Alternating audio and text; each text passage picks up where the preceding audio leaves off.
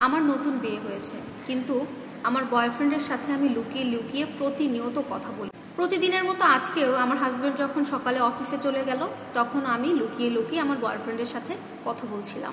ঠিক কিছু সময় পরে আমার শাশুড়ি পেছন থেকে বলে উঠলো, বৌমা, তোমার কথা বলা শেষ হলে একটু আমার রুমে এসো, তোমার সাথে আমার কিছু কথা আছে। ফোনটা কেটে দিয়ে সাথে সাথে শাশুড়ির ঘরে চলে গেলাম।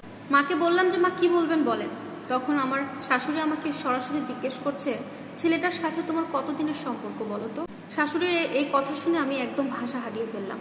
তাকে কি বলবো, কি উত্তর দিব আমি কিছু বুঝতে পারছিলাম না। শাশুড়ি মা বললেন, ভয় পেও না, আমি কাউকে কিছু বলবো না, তুমি সবটা আমাকে খুলে বলো।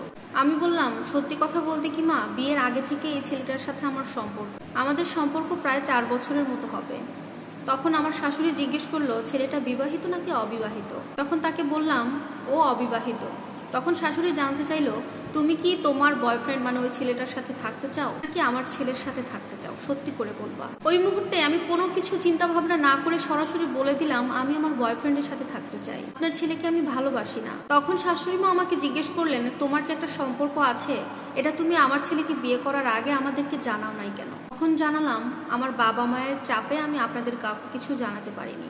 তখন আমার শাশুড়ি মা আমাকে বললেন, তোমাকে একটা কথা বলি মা, যেহেতু তোমার বিয়েটা হয়েই গেছে, তোমার বর্তমানে স্বামী আছে, একটা সংসার আছে, শ্বশুর শাশুড়ি ননদ সবাই আছে, আমি বলি কি, তোমার অতীতে যা ছিল ছিল সবকিছু ভুলে গিয়ে নতুন করে কি এই সংসারটা সুন্দর করে তৈরি করা যায় না। দেখো মা, এখন যদি তুমি তোমার ওই বয়ফ্রেন্ডের জন্য তোমার বর্তমান স্বামীকে ডিভোর্স দিয়ে চলে যাও, এতে কিন্তু তোমার বাবা মায়ের যে মান সম্মান বাঁচানোর কারণে তুমি বিয়েটা করেছিলে, সেই মান সম্মানটা কিন্তু তুমি বাঁচাতে পারবে না, বরং তুমি ডিভোর্সি হয়ে যাবে, তোমার বাবা মায়ের সম্মান আরো নষ্ট হবে, সেই সাথে সাথে আমার ছেলেটার জীবনও নষ্ট হয়ে যাবে। শাশুড়ির এই কথাগুলো শুনে ওই মুহূর্তে আমার প্রচন্ড রাগ হচ্ছিল, তাই সরাসরি তাকে জবাবে বলে দিলাম, আপনি এত জ্ঞান দিবেন না আমাকে, আমার এত কিছু ভালো লাগে না।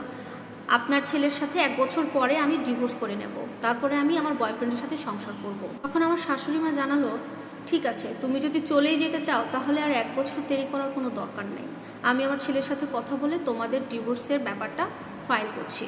এই কথাটা শুনে আমার অনেক ভালো লাগছিল।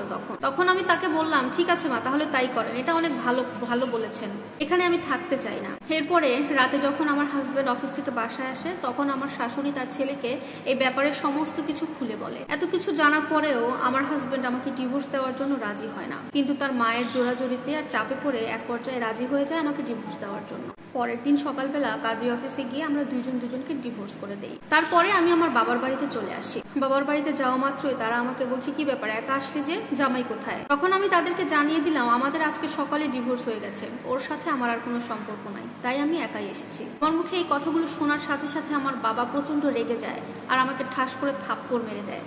আমাকে বারবার বলে, তোর সাহস হলো কিভাবে তোর এই কাজটা করার জন্য, তুই জানিস তোর শ্বশুর শাশুড়ি কত ভালো মনের মানুষ, তোর হাজবেন্ড তোকে কতটা ভালোবাসতো, এগুলো তোর কোনো আইডিয়া আছে। কিন্তু আমি তখনও বাবা মাকে বলে দিলাম, আমি আমার ভালোবাসার মানুষকে বিয়ে করতে চাই, আমি ওর সাথে সংসার করবো না, তাই ডিভোর্স দিয়ে এসেছি। তখন বাবা আমাকে বলে দিল, আজকে থেকে তোকে আমি আর কিছুই বলবো না, তোর যা ইচ্ছা, তোর যেটা ভালো মনে হবে তুই সেটাই করিস, তবে একটা কথা মনে রাখিস, তুই আমাদের রিজিকটা কেড়ে নিলি।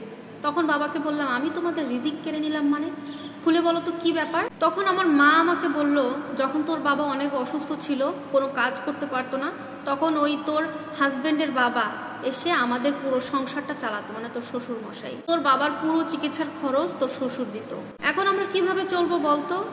তখন আমি মাকে বলে বসলাম, এগুলো তুমি কি বলো মা, আমি তো এর কিছুই জানতাম না, এই সমস্ত কথা জানলে তুই ওদের কাছে ছোট হবি, যার কারণে তোকে জানাইনি কিছু, আর তোকে বলতে বারণ করেছিল তোর শ্বশুর শাশুড়ি, তোর স্বামী সবাই মিলে।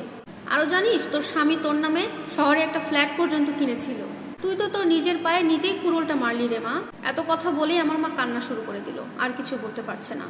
প্রিয় দর্শক, সত্যি কথা বলতে কিছু কিছু মেয়ে কিন্তু সত্যিকার অর্থে নিজেই নিজের পায়ে কুড়োলটা মারে। আমাদের সমাজে এরকম অনেক মেয়ে আছে, বিয়ের আগে প্রেম করেছে, বিয়ের পরে এসে তার আগের জীবনের সেই বয়ফ্রেন্ডকে ভুলতে পারে না কোনোভাবে, কিন্তু বাস্তবতা যে অনেক কঠিন তারা সেটা বুঝতেই চায় না। ওই মেয়েটা যখন শ্বশুর বাড়ি থেকে ডিভোর্স দিয়ে স্বামীকে চলে আসে, এরপরে তার বয়ফ্রেন্ড আর তাকে মেনে নিতে চায়নি। যাই হোক, গল্পটা ছিল একটা মেয়ের জীবনের গল্প। ভিডিওটি কেমন লাগলো সবাই কমেন্ট করে জানাবেন। আল্লাহ হাফেজ।